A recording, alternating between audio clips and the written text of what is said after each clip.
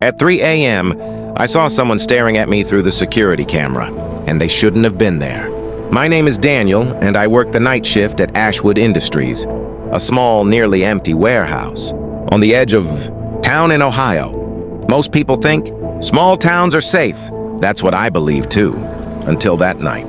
Ashwood isn't much. Streets are quiet, almost eerily so. The occasional car passes by, but at 2-3 a.m. even the night feels abandoned.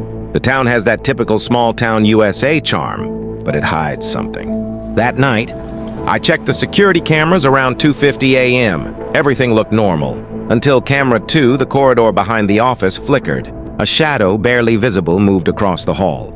I froze. It wasn't someone I knew. It shouldn't have been there.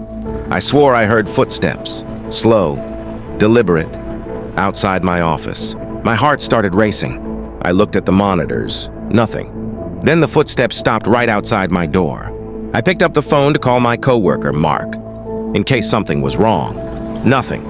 Deadline. Not even static, completely silent.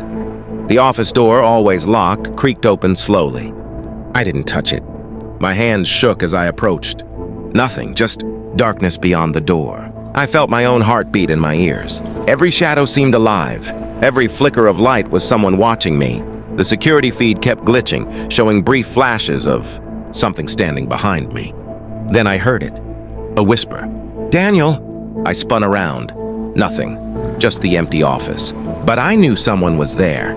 I grabbed a flashlight, its beam shaky, and stepped into the hallway. Every creak of the floorboards echoed. The hallway was empty, but the air felt heavy, like someone had been breathing there recently. I noticed something on the floor. Faint footprints leading to the storage room. Too big to be mine, too deliberate to be random. I returned to the monitors. Camera 2 now showed the figure closer, but it disappeared when I looked directly. I rewound footage. Nothing was recorded. Earlier that week, employees reported things moving on their own. Doors opening, tools disappearing. The owner shrugged it off. "Old building," he said. But I started connecting the dots. I moved slowly toward the back storage room. My flashlight flickered. Something shifted in the corner of my eye. I froze. Breath stopped. I reached the storage room door. Hand on the knob. I felt breath on my neck. Then silence. I thought I was alone. But someone had been watching me all night. And they were still out there. When I turned around, I realized the shadow wasn't just outside. It was inside the room with me.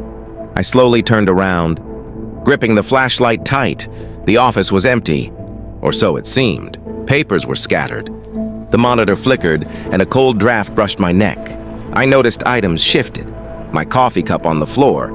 Pens rolled away, chair turned.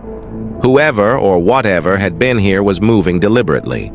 I remembered coworkers talking about odd events in the warehouse. Tools disappearing, doors locking on their own, and strange whispers when no one was around. As I backed toward the hallway, I saw it, tall shadow figure, faceless, unmoving. My flashlight flickered.